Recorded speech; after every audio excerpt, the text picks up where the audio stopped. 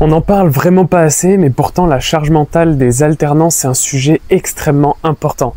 Ça nous touche directement, nous, en tant qu'alternants, et je peux te dire que ça a été quelque chose de très difficile lorsque je suis passé du lycée aux études supérieures et que j'ai intégré mon cursus en alternance. J'aime bien me mettre ici parce que c'est l'endroit parfait pour faire un format sans filtre. Un format où j'ai l'impression de juste discuter avec un pote, de lui raconter l'histoire de mon alternance, comment est-ce que je suis passé d'un simple lycéen à la personne que je suis aujourd'hui, les galères que j'ai traversées, les petites victoires aussi.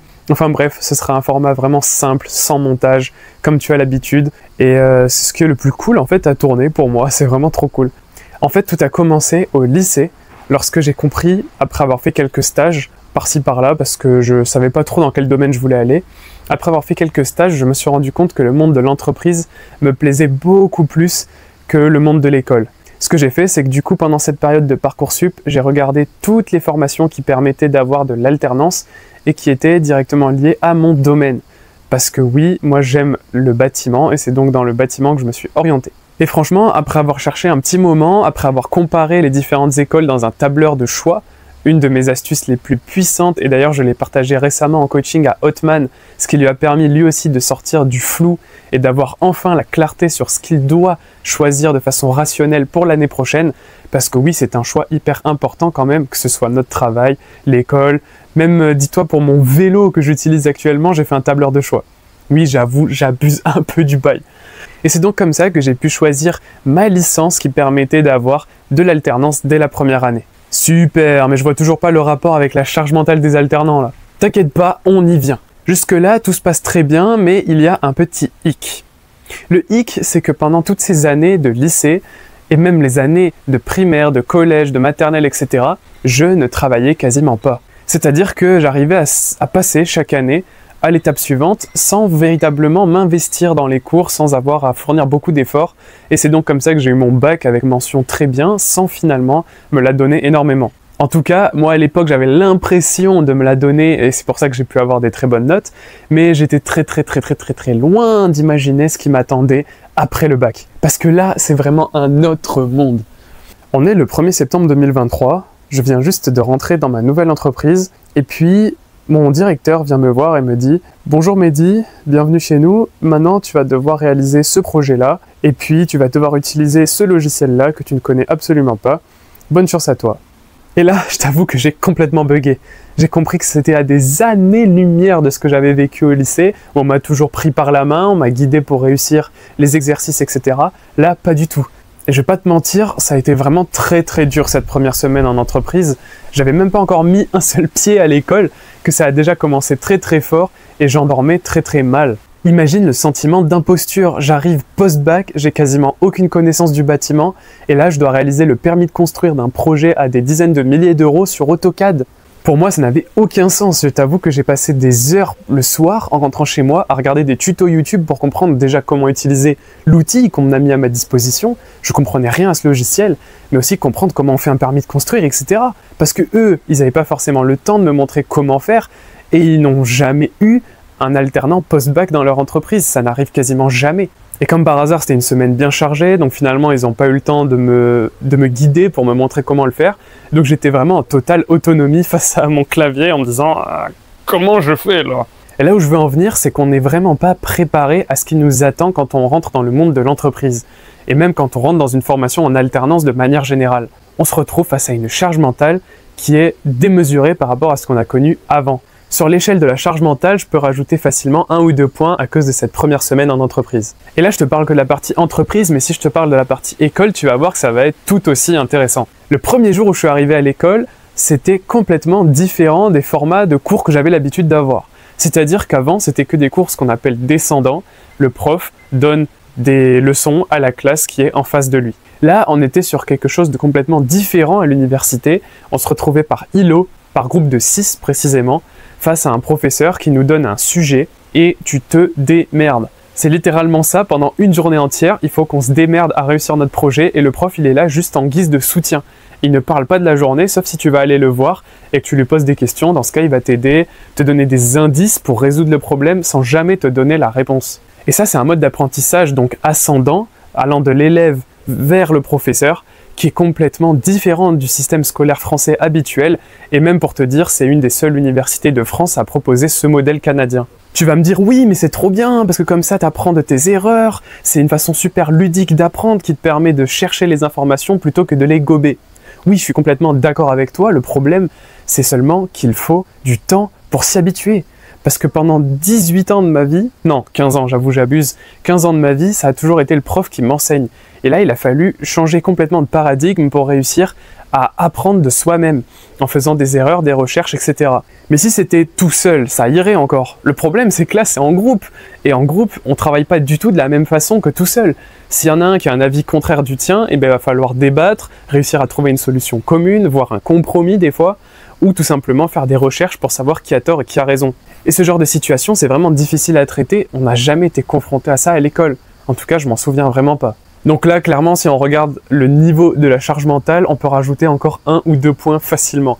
Parce que le travail d'équipe, devoir gérer les conflits, devoir prouver que tu as raison alors que tu es convaincu que tu as raison, devoir chercher des informations, oh là là, mais c'est quoi ce délire, quoi? Ok, donc là, niveau charge mentale, on est quand même vachement élevé. Est-ce que tu penses qu'on a fini? Non, on est d'accord. Donc là, justement, ce qui a encore rajouté quelques barreaux dans la charge mentale, c'est surtout l'accélération du nombre de rendus et la difficulté croissante. La grosse différence entre le monde de l'école et le monde de l'entreprise, c'est qu'à l'école, on te demande de retenir des informations, tandis qu'en entreprise, on te demande de produire de la valeur. Et là où mon école a été vachement forte, c'est qu'elle s'est vraiment calquée sur ce modèle d'entreprise pour le réutiliser à l'école. Ce qui fait que je n'avais pas forcément de DS, en tout cas j'en avais pas beaucoup, d'évaluation sur table si tu préfères, mais j'avais surtout beaucoup de rendus, beaucoup de production à faire. La différence avec les évaluations que je pouvais connaître avant, c'est que là je ne pouvais pas m'y mettre 2 jours avant. L'évaluation c'était possible, il suffisait de tryharder toute la nuit à réviser comme un idiot toutes ces leçons et après le lendemain matin, bim, tu recraches tout ce que tu viens d'apprendre et tu l'oublies 2 secondes après, bah t'as une bonne note en fait, c'est aussi simple que ça. Est-ce que c'est une méthode qui marche dans la durée et qui te permet de retenir des informations longtemps?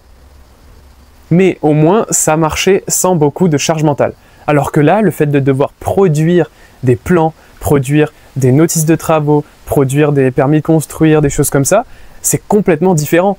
Il faut y passer ses soirées pour réussir à faire un rendu qualitatif. Surtout que en 2023, ChatGPT, c'était pas trop existant encore. En tout cas, c'était pas démocratisé, personne s'en servait. Donc clairement, il fallait tout faire soi-même. Et c'était vraiment long. Mais c'était gratifiant d'un côté, ça c'est sûr. Je pense qu'on est d'accord que sur l'échelle de la charge mentale, on peut encore rajouter 1 ou 2 points. Attends, mais tu vois la même chose que moi là? Il reste encore un barreau à compléter. Tu sais ce que c'est? Ce barreau à compléter, c'est tout simplement les activités extrascolaires.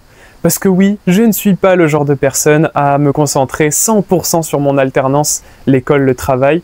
Non, il y a un 3e niveau dans cette échelle. Il y a la vie perso. Parce que oui, si tu ne décompresses pas à côté du travail et de l'école, bon, je te l'ai déjà expliqué des dizaines de fois, ça sert à rien que je me répète. C'est pourquoi j'avais beaucoup de sport à réaliser à côté, j'avais beaucoup de piano aussi, et plein de choses, plein d'activités, la famille, tout ça. Ce qui fait qu'à l'arrivée, devoir combiner la charge mentale du travail, la charge mentale de l'école, et donc cette charge mentale de la vie perso et de mes objectifs que je me fixais à côté, ça faisait beaucoup trop. Et j'étais pas le seul pour qui c'était vraiment insupportable. Il y avait plein d'autres personnes dans ma promotion, même quasiment toute ma classe, on va pas se mentir, qui étaient en grosse dépression sévère le mois de décembre, c'est-à-dire 4 mois après avoir commencé notre alternance. Il y en avait certains, dédicaces à toi Antoine qui écoute cette vidéo. Antoine par exemple, il buvait genre 4 cafés par jour, il dormait 3 heures par nuit, entre 3-4 heures par nuit, parce qu'il bossait jusqu'à 2-3 heures du matin sur les productions, sur les rapports qu'on devait envoyer, etc. Parce que ça fait beaucoup.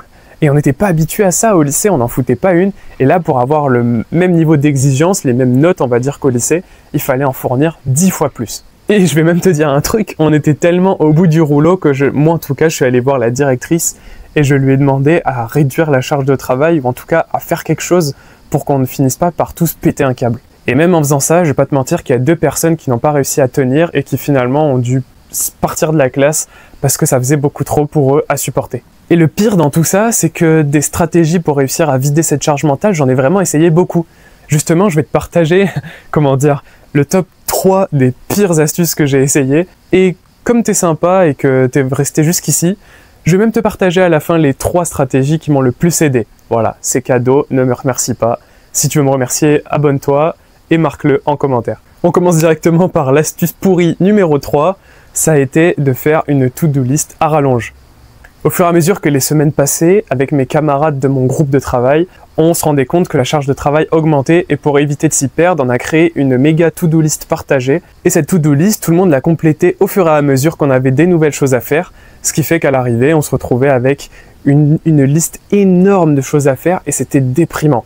Il y en a même dans le groupe qui ont décidé à un moment donné de ne pas faire certaines choses ou tout simplement de choisir ce qui leur plaisait. Voilà. Et forcément, pour les autres, c'est super rageant, surtout ceux qui s'investissent énormément et qui ne font pas de choix, qui vraiment prennent tout ce qu'il y a à faire et le font.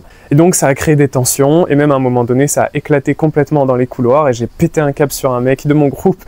J'avoue que je suis pas fier de ce moment-là. Mais il fallait que ça sorte, voilà. Il fallait que je lui dise que c'était un gros branleur, et que j'avais vraiment besoin qu'il me montre qu'il s'investit dans le groupe, parce que sinon, c'est injuste, quoi. Bref, ne fais surtout pas ça. Top 2 des stratégies les plus pourries, essayez de compenser la nuit. Alors ça aussi, quelle idée bidon. Essayez de travailler jusqu'à 1h, 2h, 3h du matin pour réussir à rendre nos productions dans les temps avec notre niveau d'exigence. Ah oui, parce qu'il fallait surtout pas baisser le niveau d'exigence. Ah ça, non. Si au lycée, t'as des 18 sur 20, alors à l'université, j'aurai des 18 sur 20, mon gars. Oui, mais non, ça se passe pas comme ça. Si tu vas avoir des 18 sur 20 à l'université, ce n'est pas en travaillant jusqu'à 3h du matin et en se concentrant sur le moindre détail. Ça marche pas. J'en ai perdu des soirées et des soirées entières, des week-ends parfois. Et je peux même te dire un truc, j'ai même skip certaines séances de sport, certaines séances de piano, certaines activités que je m'étais prévues tout simplement pour travailler et réussir à faire des productions de qualité pour l'école. Oui, c'est vraiment dramatique, il ne faut surtout jamais tomber là-dedans, en tout cas je te le dis. Là je suis en train de parler au Mehdi du passé. Si je pouvais vraiment le faire, si face à moi il y avait vraiment le Mehdi de 18 ans qui rentrait à l'université, je lui dirais exactement ça. Et enfin, le top 1 des astuces les plus nazes pour réussir à vider sa charge mentale d'alternant, c'est d'essayer de tenir bon avec aucune méthode claire. Et ça, c'était littéralement le coup de grâce. C'est ce qui a fait qu'à la fin, sans organisation, sans savoir où je vais, sans avoir d'objectifs et de routines qui me permettent de mieux m'organiser, c'est le chaos. Et donc tout ça, toute cette charge mentale, évidemment, je le vivais pas bien du tout.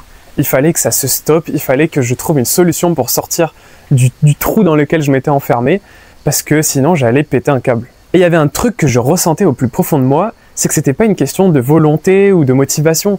C'était vraiment que je manquais d'un système clair. Je manquais d'une méthode d'organisation qui me permettrait d'être serein, de pouvoir concilier l'entreprise, l'école, les objectifs perso, la famille, les amis, tout ça. C'est donc pourquoi je me suis énormément renseigné sur l'organisation, la gestion du temps, la productivité, toutes les astuces qui permettent de travailler efficacement, de rester dans le focus, d'enlever les distractions, etc., etc.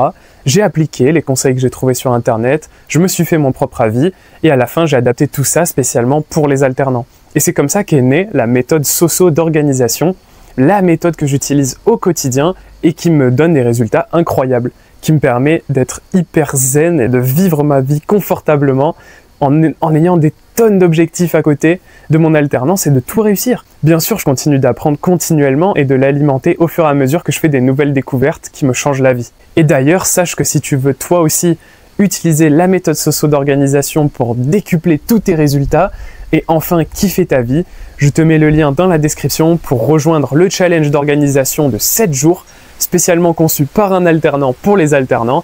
Je te conseille vivement de le rejoindre, c'est complètement gratuit. Mais avant de rejoindre le challenge, je t'avais fait une petite promesse, c'est l'heure de te dévoiler le top 3 des meilleures astuces qui m'ont permis de reprendre le contrôle sur ma charge mentale et finalement de vivre beaucoup plus sereinement. C'est d'ailleurs ces 3 astuces qui m'ont permis après de créer cette chaîne YouTube que j'ai démarrée en mai 2024 du coup, quelques mois après ce fameux Dark December qui m'a complètement ruiné mon alternance quoi. L'astuce numéro 3, ça a été d'externaliser toutes mes pensées. Est-ce que ça t'arrive de prendre des notes? Il y a 99% de chances pour que tu me dises oui, ok. Mais est-ce que tu prends assez de notes pour ne rien oublier? Là, tu vas dire non. Et c'est justement ça qui alimente notre charge mentale. Notre charge mentale, c'est juste une base de données. Notre cerveau reçoit des informations toute la journée et on a même estimé, d'après une récente étude, qu'on est aux alentours de 32 gigas d'informations chaque jour. Je sais pas si tu te rends compte, mais c'est largement suffisant pour pouvoir réécrire la Bible. Donc chaque jour, tu ingères autant d'informations qu'il y en a dans la Bible, sous toute forme bien sûr, hein, vidéo, audio, des textes, des choses qu'on te dit, etc. Et donc finalement, tout ça, ça reste stocké dans ta tête. Bien sûr, il y a le tri de la nuit qui te permet de dégager 99% des trucs inutiles, mais il n'empêche qu'il y a le 1% de choses que tu dois absolument retenir, et c'est ça qui tourne en fond dans ta tête, tel un écran de chargement de Windows XP. Et en fait, tant que tu fermes pas ce programme qui tourne en arrière-plan, ça tourne, ça tourne, ça tourne. Ça tourne dans ma tête.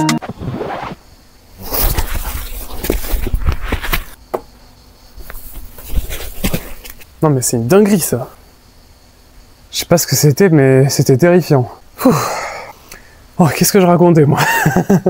Ah oui, je voulais te dire que c'est donc pour ça qu'à partir de ce moment-là, j'ai décidé tous les soirs d'écrire quelques petites phrases sur ce qui s'est passé dans ma journée, de me marquer une petite phrase positive, une petite phrase sur quelque chose que j'aurais pu améliorer. Comme ça, je refais pas la même erreur la prochaine fois, etc. Bref, ça me prend 2 minutes chaque soir. C'est ce qu'on appelle du journaling. C'est Eddie's Different, mon collègue d'Ascension qui m'a particulièrement formé à ce sujet. D'ailleurs, je te mets le lien de sa chaîne dans la description et juste ici si tu as envie d'aller voir qui c'est. Donc ce que je t'invite à faire, c'est de toi aussi noter tout ce qui te passe par la tête le soir dans un petit carnet.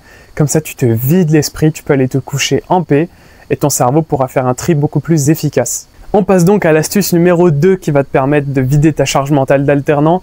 Je parle bien sûr de prioriser intelligemment.